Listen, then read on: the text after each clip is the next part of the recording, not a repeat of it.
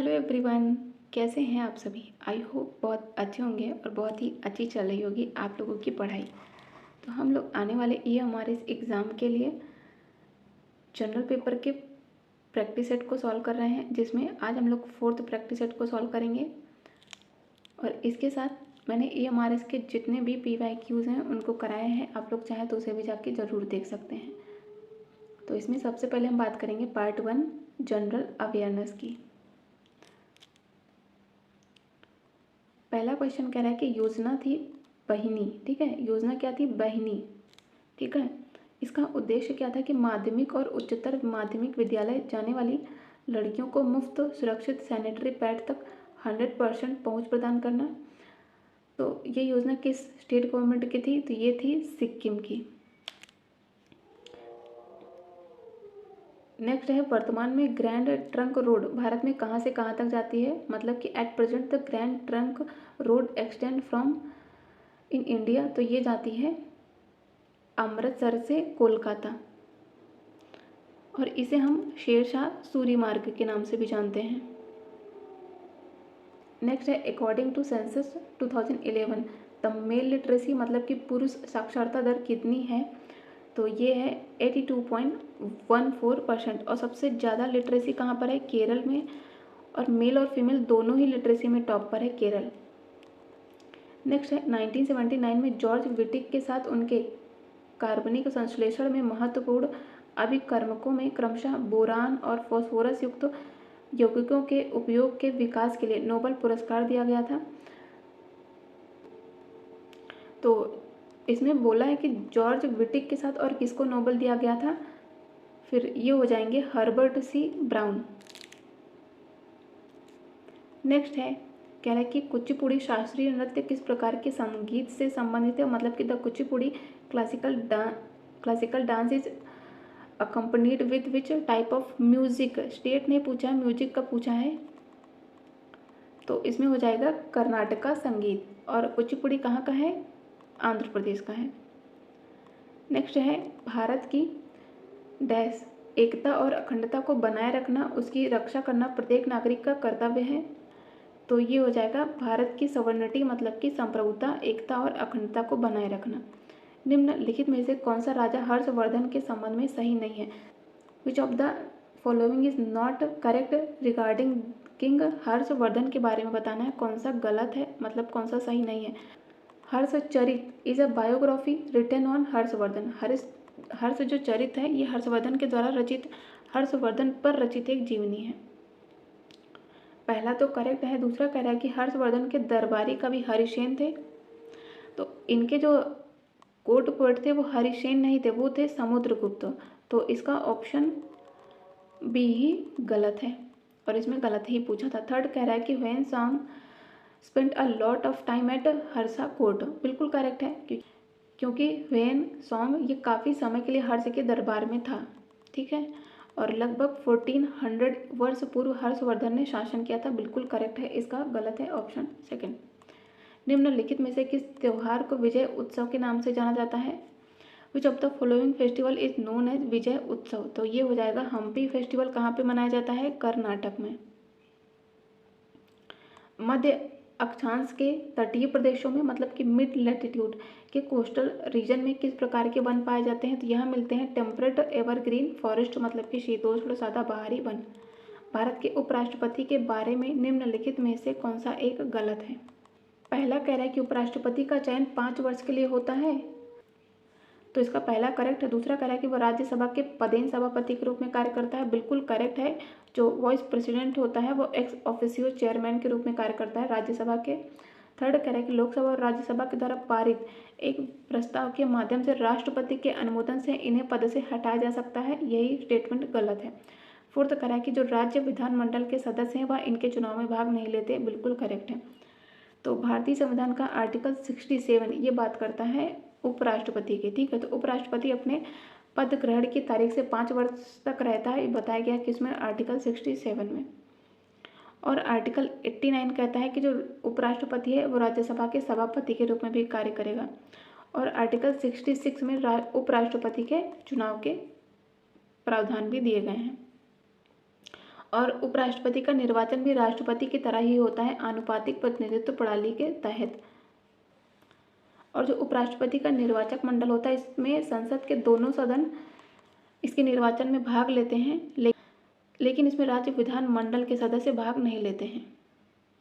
और उपराष्ट्रपति को लोकसभा नहीं बल्कि राज्यसभा के सदस्यों के द्वारा पारित प्रस्ताव, जिसे लोकसभा द्वारा स्वीकार कर लिए जाने के बाद उपराष्ट्रपति को अपना पद छोड़ना होता है, ठीक है।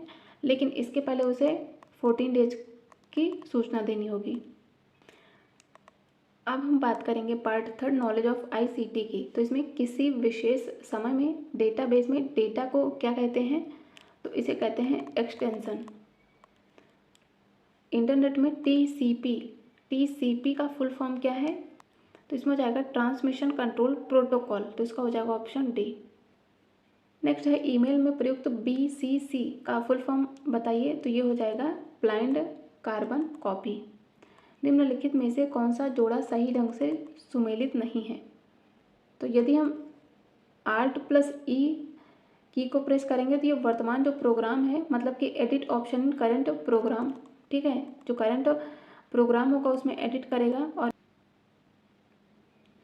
और सेकंड कह रहा है कि Alt+Shift+D की को प्रेस करने से इंसर्ट द करंट डेट, ठीक है, वर्तमान तिथि हम डाल पाएंगे, ये भी करेक्ट है। Ctrl+K से कट सेलेक्ट टेक्स्ट होगा नहीं, क्योंकि Ctrl+K का प्रयोग हम करते हैं ऐड करने या फिर एडिट करने या फिर किसी चीज़ को मॉडिफाई करने के लिए, तो इसका ऑप्शन सी ही गलत है। एंड डी कह रहा है कि Ctrl+A क्या करता है, select all the text, yes बिल्कुल सही है। निम्नलिखित में से कौन सा एक वेब ब्राउज़र नहीं है, तो इसमें उबंटू जो है यह एक प्रकार का वेब ब्राउज़र नहीं है, क्योंकि यह ओपन सोर्स ऑपरेटिंग सिस्टम है। बाकी की बात करें एज, क्रोम एंड फायरफॉक्स, ये वेब ब्राउज़र है। सूचना प्रौद्योगिकी नेटवर्किंग में निम्नलिखित युक्तियों की सूची में से कौन सी युक्ति का प्रयोग भौतिक परत मतलब कि फिजिकल लेयर में होता है, तो ये हो जाएगा रिपीटर का प्रयोग। डायल अप नेटवर्किंग क्या है, तो ये एक मॉड्यूलेशन टेक्निक है। इनमें से कौन सा एक ऑपरेटिंग सिस्टम नहीं है, तो HTML ये ऑपरेटिंग सिस्टम नहीं है। HTML की बात करें तो ये वेब पेज बनाने के लिए स्टैंडर्ड मार्कअप लैंग्वेज है। एंड्रॉयड, iOS एंड सिम्बियन ये तीनों ही ऑपरेटिंग सिस्टम है। लिनक्स की बात करें तो ये क्या है, यह एक प्रकार का ऑपरेटिंग सिस्टम है। जावा ने किस कंपनी को विकसित किया था, तो वो किया था सन। नेक्स्ट है निम्नलिखित में से कौन सा कथन माता पिता के लिए आईसीटी के लाभों का सबसे अच्छा वर्णन करता है, तो यह माता पिता शिक्षक संचार को आसान बनाता है, इसका ऑप्शन ए ही करेक्ट है। नेक्स्ट है सूचना और संचार प्रौद्योगिकी के संबंध में ICARI मॉडल का पूर्ण रूप क्या है, तो इसमें बताना है ICARE का फुल फॉर्म, तो इसमें हो जाएगा I stand for introduction, connect, activity, reflect and extend, तो इसका हो जाएगा ऑप्शन सी। नेक्स्ट है इनमें से कौन माता पिता और शिक्षक के बीच संचार के लिए आईसीटी के साधन के रूप में उपयुक्त तो नहीं किया जाता है, तो blog, website and phone message का प्रयोग तो करते हैं, लेकिन पोस्टल लेटर्स का प्रयोग हम आईसीटी के साधन के रूप में नहीं करते। निम्नलिखित में से कौन शिक्षा में आईसीटी के उपयोग के अंतर्गत नहीं आता है, यह संसाधन के बंटवारे में भी तेजी लाता है, यह एक शिक्षक को रचनात्मक मतलब कि क्रिएटिविटी रूप से पढ़ाने में भी हेल्प करता है आईसीटी, यह शिक्षार्थी जो मतलब कि जो लर्नर होता है उसके दृष्टिकोण को कठोर परिश्रम से क्या करता है, स्मार्ट में बदल देता है, उसके हार्ड वर्क को स्मार्ट में चेंज करता है। आईसीटी बिल्कुल करेक्ट है इसका। डी कह रहा है कि शिक्षण अधिगम को एक वर्डी बनाता है, मतलब कि मोनोक्रोमेटिक बनाता है, तो इसका ऑप्शन डी ही गलत है, और इसमें पूछा था कौन सा गलत है। नेक्स्ट है आईसीटी अधिगम के निम्नलिखित में से कौन सा उपकरण प्रदान नहीं करता है, तो यह calculation, slide show and video तो प्रदान करता है, लेकिन लेबोरेटरीज का आईसीटी से संबंध नहीं है, तो इसका हो जाएगा ऑप्शन डी। अब हम बात करेंगे पार्ट 4 टीचिंग एप्टीट्यूड की, जिसमें पहला है कि एक शिक्षक को अपने छात्रों को प्रोत्साहित करने के लिए जो सीखने की योजना है, तो सीखने की योजना बनाते समय किस बात का ध्यान रखना चाहिए एक शिक्षक को, तो पाठ्य योजना की सामग्री पर छात्रों की प्रतिक्रियाएं होनी चाहिए, ये तो ध्यान रखना चाहिए शिक्षक को, तो इसका ऑप्शन ए तो करेक्ट होगा। सेकंड कह रहा है कि पाठ योजना को पहले से निर्धारित करके तार्किक संरचना से विकसित किया जाना चाहिए, तो इसका डी गलत, दूसरा गलत है, इसका ओनली वन सही है, मतलब option D is correct. Next है वार्षिक योजना, मतलब कि ईयरली प्लान बनाते समय जो विज्ञान का शिक्षक है, साइंस का जो टीचर है, उसको निम्नलिखित में से कौन सी बातें ध्यान में रखनी चाहिए ईयरली प्लान बनाते समय। उसे शिक्षण के लिए जो सामग्री है और जो योजना है इनका विश्लेषण करने की आवश्यकता है, सीखना, संशोधित करना और उसका परीक्षण करना चाहिए। तो पहला तो सही है। वह उसे प्रत्येक के लिए समय आवंटित करते समय छुट्टियों पर भी विचार करना चाहिए ईयरली प्लान बनाते समय। यस, इसके दोनों ही स्टेटमेंट बिल्कुल करेक्ट हैं। एक बच्चे का अध्ययन करने के लिए हमें क्या करना होगा, तो उसे खेलते हुए भी देखना होगा, साथ ही उसे अलग अलग ढंग से भी पढ़ाना होगा। तो इसके दोनों स्टेटमेंट करेक्ट हैं। शिक्षण की किस पद्धति को ह्यूरिस्टिक विधि के रूप में भी जाना जाता है, तो ये हो जाएगी डिस्कवरी मेथड।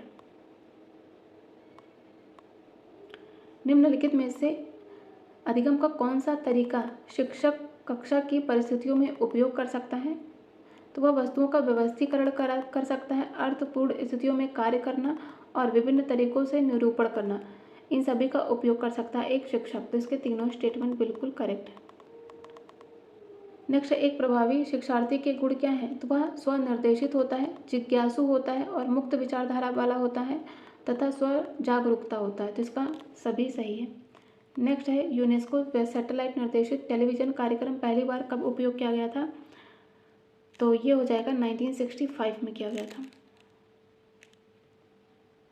निम्नलिखित में से कौन सी मूल्यांकन की जोड़ी एक सही नहीं है, ठीक है, बताना है कौन सा पेयर नॉट करेक्ट है।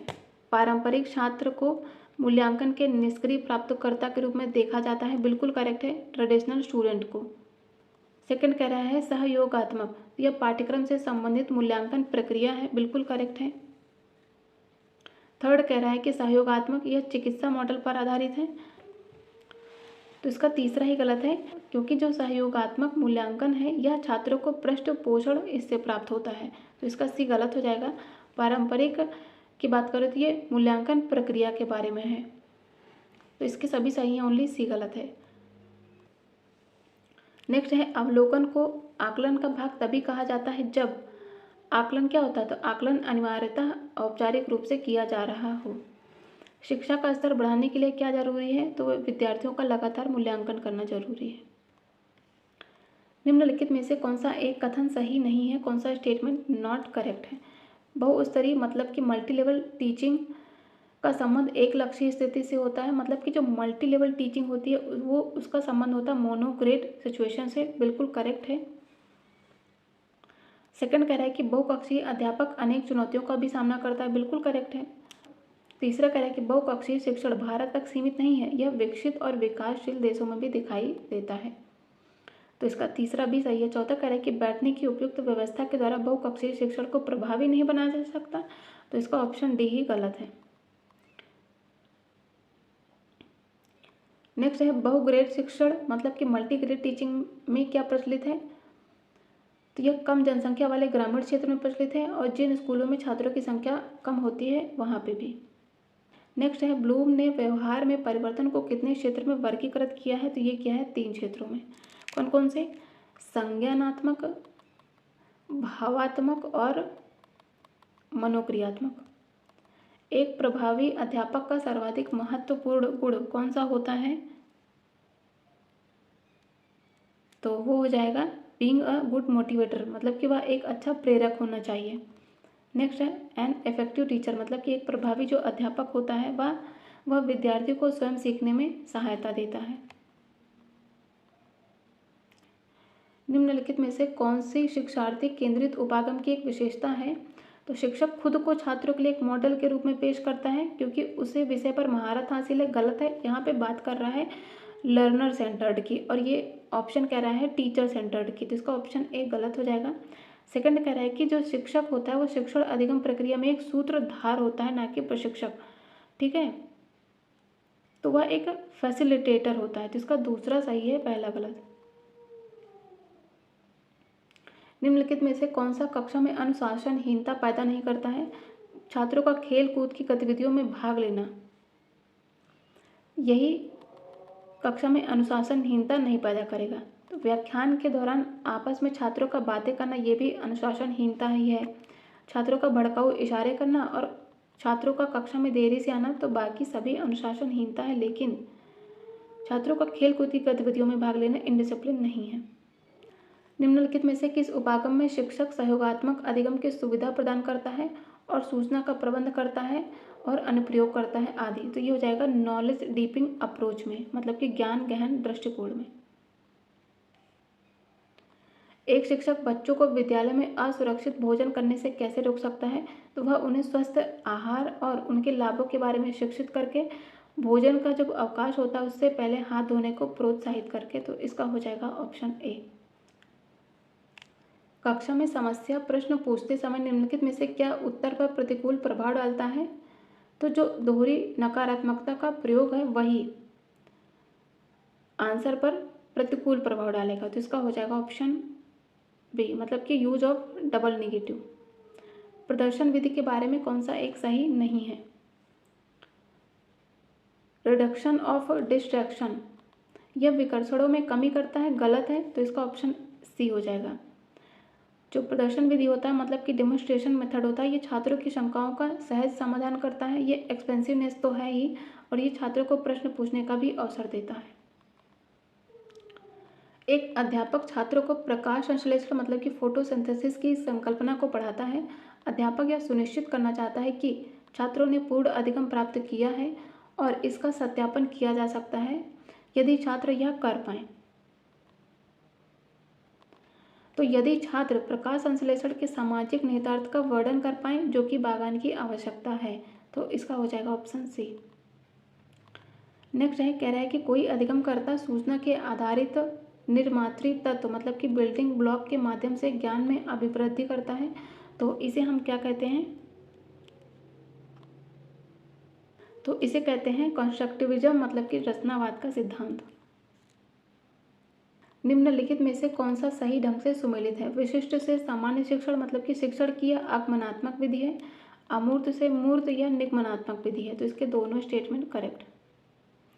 मॉडल बनाना और अवलोकन करना, कागज मोड़ना, कागज काटना, ज्यामिति में निर्माण कार्य और गणित के शिक्षण में उपयोग की जाने वाली किस पद्धति के उदाहरण है? तो ये सभी प्रयोगशाला विधि के उदाहरण है, मतलब कि लेबोरेटरी मेथड है। नेक्स्ट है, लक्ष्य प्राप्त करने के लिए शिक्षार्थी किस शिक्षण पद्धति में व्यवहारिक रूप से कार्य करते हैं?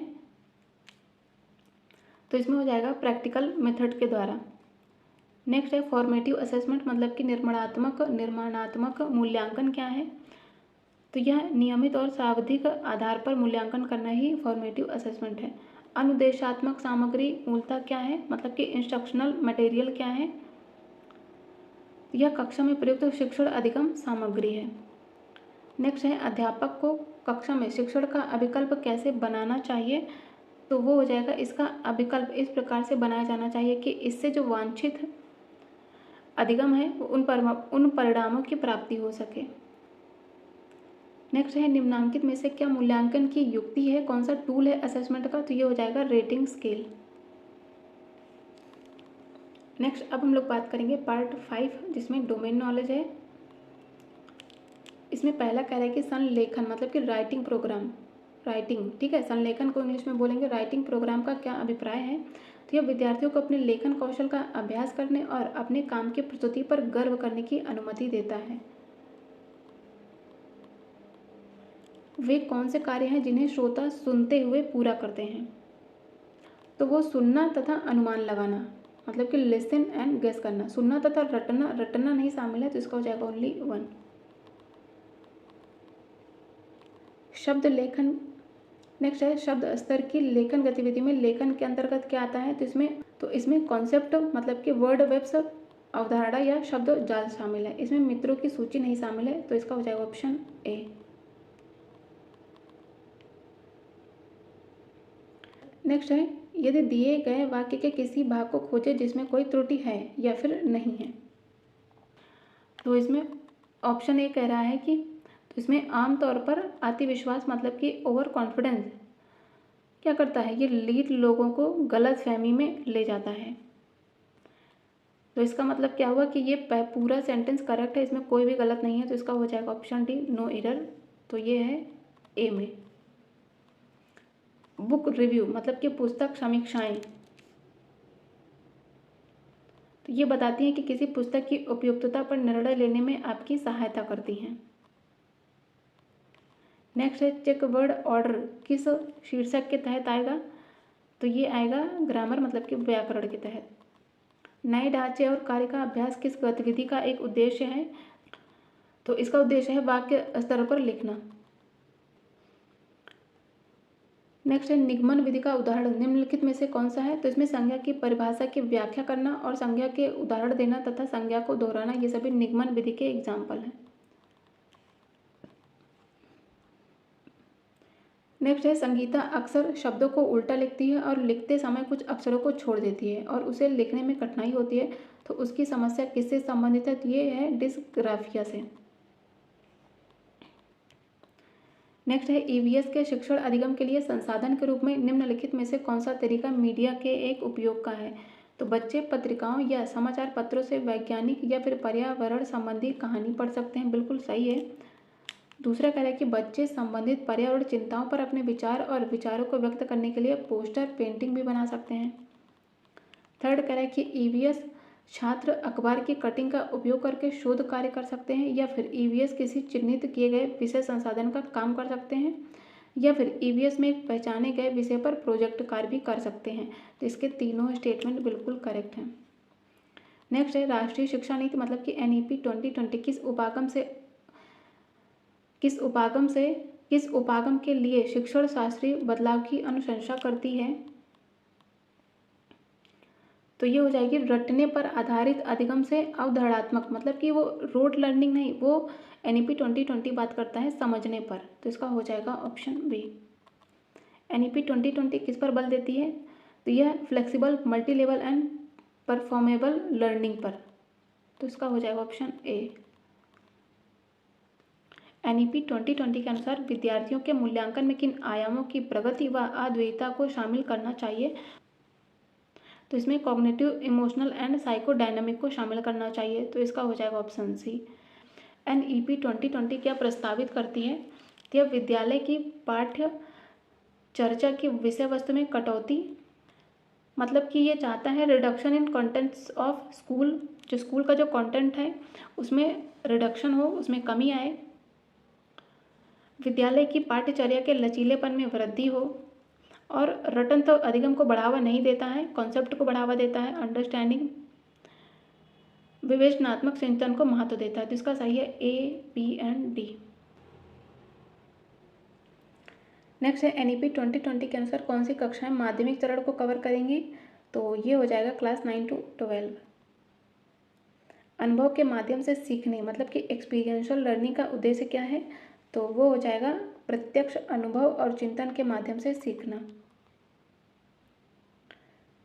शिक्षा के क्षेत्र में विद्यार्थी के बहिरंग कार्यकलाप की क्या भूमिका होती है, तो इससे सामाजिक कौशल को बढ़ावा मिलता है। दक्षता आधारित अधिगम मतलब कि कॉम्पिटेंसी बेस्ड लर्निंग और शिक्षा की तरफदारी करने के पीछे का तर्क क्या है, तो वो हो जाएगा, जो उसका मतलब है कि हर बच्चा अपनी गति से सीखता है। विद्यार्थियों की अन्वेषी परियोजना निम्नलिखित में से किसके अंतर्गत आती है, तो ये आती है कॉग्निटिव लर्निंग के अंतर्गत, मतलब कि अभिज्ञानात्मक अधिगम के अंतर्गत। स्कूल के दिन के आरंभ में निम्नलिखित में से कौन सी गतिविधि करना न्यूनतम उपयुक्त है, तो गृह कार्य देना न्यूनतम उपयोगी है। शुरुआत में ही गृह कार्य नहीं देना चाहिए, प्रश्न उत्तरी करनी चाहिए, एकत्र होना तथा शारीरिक प्रशिक्षण देना। क्रियाकलाप को अधिगम के कार्य के रूप में उपयोग करने के लिए निम्नलिखित में से कौन सी विशेषताएं महत्वपूर्ण हैं, तो उनमें उपलब्ध स्थान का प्रबंधन करना, आकलन की प्रक्रिया मतलब कि process of assessment and time का मैनेजमेंट करना बहुत उपयोगी है, तो इसके तीनों स्टेटमेंट करेक्ट है।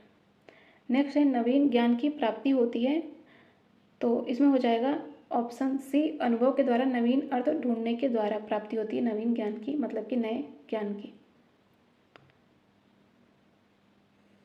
नेक्स्ट है छात्रों को एक प्रयोग का प्रदर्शन करते समय निम्नलिखित में से किस बैठने की व्यवस्था का उपयोग किया जाना चाहिए। तो शिक्षक के सामने आधे घेरे में बैठे छात्र, और ये क्वेश्चन पूछा गया है PYQ में। दूसरा कह रहा है कि कक्षा में पंक्तियों में बैठे विद्यार्थी और शिक्षक स्वयं को विद्यार्थियों के सामने खड़ा रखते हैं, तो इसका दूसरा गलत है, इसका सही है ओनली 1। नेक्स्ट है निम्नलिखित में से कौन से एक करके सीखने या सहभागिता के माध्यम से अधिगम में वृद्धि के लाभों में से एक है। तो इसमें पहला कह रहा है कि एक प्रासंगिक स्थिति में सक्रिय और सार्थक शिक्षा, करेक्ट है पहला, या करके सीखने में, ठीक है, या फिर सहभागिता के माध्यम से अधिगम में वृद्धि में लाभदायक होगा। दूसरा कह रहा है कि एक दूसरे के बीच अनुभव साझा करना भी लाभकारी है, खोज करना, विचार विमर्श करना और समस्या समाधान के अनुभव तथा वैकल्पिक तरीकों के साथ बाहर आना। तो इसके तीनों ही स्टेटमेंट बिल्कुल करेक्ट है, करके सीखने में या फिर सहभागिता के माध्यम से अध्ययन करने में। नेक्स्ट है अधिगम अक्षमता निम्नलिखित सभी के कारण हो सकती है सिवाय, मतलब कि जो अधिगम अक्षमता है वो सभी के कारण हो सकती है, कौन सा एक है जिसके कारण अधिगम अक्षमता नहीं होती है। तो सांस्कृतिक कारणों से अधिगम अक्षमता नहीं होती है। मस्तिष्क संबंधी शिथिलता, भावनात्मक गड़बड़ी और व्यवहार संबंधी गड़बड़ी से अधिगम अक्षमता हो सकती है।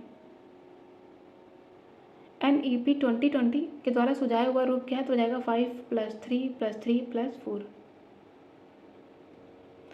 NEP 2020 के अनुसार सामाजिक आर्थिक रूप से उपेक्षित जनसंख्या वाले क्षेत्रों में निर्धारित शिष्य शिक्षक अनुपात क्या होना चाहिए। तो ये होना चाहिए 25:1, और नॉर्मल कितना है 30:1, ये भी याद रखिएगा। अध्यापकों के स्तर में सुधार लाने के लिए नई शिक्षा नीति 2020 होना चाहिए। यहाँ पे 2020 में निम्नलिखित में से कौन सी संस्था बनाने का प्रस्ताव है, तो हो जाएगा NCTA। निम्नलिखित में से कौन सी NEP 2020 से संबंधित है, तो डॉक्टर के कस्तूरीरंगन समिति की रिपोर्ट। NEP 2020 में early childhood care and education मतलब ECCE की उम्र क्या है, तो ये हो जाएगी 3 to 8 ईयर। अब हम बात करेंगे पार्ट 6 मतलब कि लैंग्वेज कॉम्पिटेंसी टेस्ट की, जिसमें पहला है हिंदी, और ये कह रहा है कि काठ का उल्लू होना का क्या अर्थ है, तो ये हो जाएगा मूर्ख होना। शब्द चौमासा किस समास की श्रेणी में आता है, तो इसमें है द्विगु समास। नेक्स्ट है सदैव शब्द में कौन सी संधि है, तो इसमें मिलेगी वृद्धि संधि। दिए गए किसी किए गए उपकार को मानने वाले के लिए एक शब्द, तो ये हो जाएगा कृतज्ञ, और जो आपके उपकार को न मानता हो तो हो जाएगा कृतज्ञ। निम्नलिखित विकल्पों में दो शब्दों का जोड़ा, ठीक है, दिया गया है, वह जोड़ा बताना है जिसमें द्वितीय शब्द का अर्थ पहले शब्द के समान है। तो इसमें जो तीर है, तीर का अर्थ क्या है, कूल, ठीक है, तो इसका ऑप्शन सी करेक्ट। सीताफल का अर्थ क्या होता है, कद्दू, ठीक है। आभूषण का अर्थ धनंद नहीं होता है, इसका मतलब होता है जेवर या अलंकार। और धाम घाम नहीं होता है, घाम होता है धूप या आतप। नेक्स्ट है निम्न वाक्यों में से विशेषण संबंधी वाक्य कौन सा है, तो ये हो जाएगा कि सुनैना अच्छा चित्र बनाती है, तो यहाँ पे अच्छा क्या है, यह एक विशेषण है। व्यक्ति वस्तु या स्थान के नाम को कहते हैं हम संज्ञा। हमें अनाथ बच्चों की मदद करनी चाहिए, रेखांकित शब्द का विलोम बताना है, तो ये हो जाएगा सनाथ। निम्नलिखित वाक्यों में रेखांकित किए हुए भाग में कौन सा पदबंध है, जैसे कि असहाय की बात आजकल नहीं सुनी जाती है, तो जो नहीं सुनी जाती है इसमें कौन सा पदबंध है, तो इसमें है क्रिया पदबंध। नेक्स्ट है कह रहा है कि तुमको मुझे पढ़ाना है, बताना है कि इसमें कौन सा गलत है, तो इसमें तुमको गलत होगा, ठीक है। तो यहाँ पे होना चाहिए तुम्हें मुझे पढ़ाना है, ना कि तुमको मुझे पढ़ाना है, तो इसका हो जाएगा ऑप्शन ए। अब हम बात करेंगे इंग्लिश की, जिसमें बताना है ईडियम। इन अ पिकल का मतलब क्या हो जाएगा, in a trouble. Next idiom है जंप ऑन द बैंडवैगन, इसका अर्थ क्या होगा, तो ये हो जाएगा do an activity that is fun. Next बताना है select the word which means the same as the group of words given. A song written in the praise of God, तो इसे कहते हैं hymn. Select the correctly spelled word, तो ये हो जाएगा जेन्युइन। यहाँ पे जो जनरल है इसमें हो जाएगा GENERAL। यहाँ पे जेनेरियस में हो जाएगा GENEROUS। एंड गिल्टी की बात करें तो यहाँ पे हो जाएगा GUILTY, डबल एल नहीं होगा। Select the most appropriate antonym of the given word. Versatile का एंटोनिम क्या हो जाएगा? इनफ्लेक्सिबल। वर्सेटाइल मतलब कि अनेक गुणों वाला।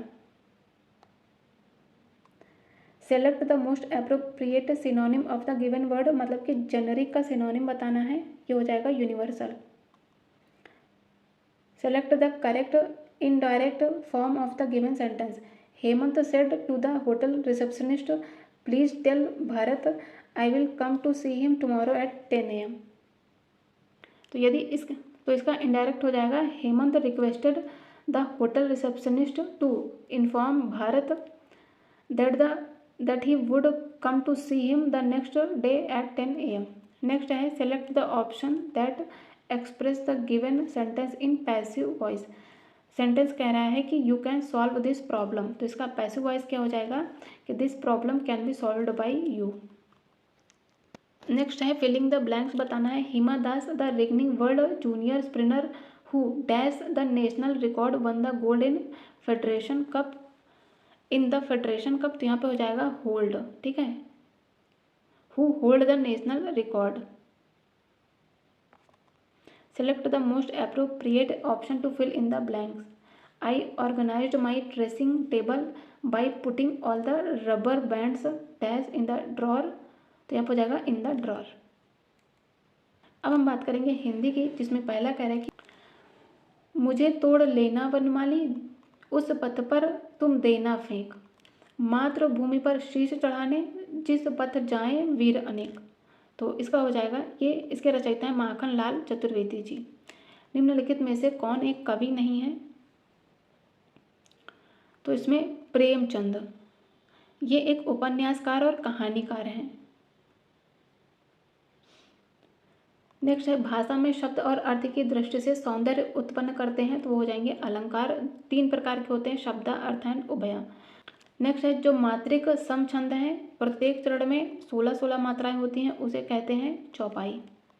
नेक्स्ट है वाक्यम रसात्मकम काव्यम, कहने वाले आचार्य, तो ये हो जाएंगे विश्वनाथ जी। नेक्स्ट सदैव में कौन सी संधि है? तो इसमें है वृद्धि संधि। नेक्स्ट कह रहा है कि राज दरबार में कौन सा समास है? तो इसमें है तत्पुरुष समास। कौन सा वर्ण ओष्ठ नहीं है? तो इसमें हो जाएगा आ वर्ण, कैपिटल आ, क्योंकि जो आ है ये कंठ से बोला जाता है, तो हो जाएगा कंठ्य ध्वनि वर्ण। नेक्स्ट है मर्म वचन, जब सीता बोला, जो पंक्ति है इनका प्रयोग हुआ है, तो इसमें ना कर्म है, ना कृत्य है, ना भाव है, इसलिए गलत है, क्योंकि मर्म वचन जब सीता बोला नहीं, जब सीता बोली, तो इसका हो जाएगा ऑप्शन सी, क्योंकि ये गलत है। नेक्स्ट है वाच्य के कितने प्रकार होते हैं? तो इसमें हो जाएगा 3 प्रकार के होते हैं, कर्म, कृत एंड भाववाच्य। हम लोगों ने आज 4th प्रैक्टिस सेट को सॉल्व किया है, और इसके बाद हम लोग टीचिंग एप्टीट्यूड के भी चैप्टर वाइज MCQ करेंगे, जो कि एज इट इज़ सिलेबस में मेंशन है। और साथ ही यदि ये सेशन हेल्पफुल लगा हो तो प्लीज़ वीडियो को लाइक ज़रूर करिएगा, चैनल को सब्सक्राइब और अपने फ्रेंड्स के साथ शेयर भी करिएगा। Thank you so much.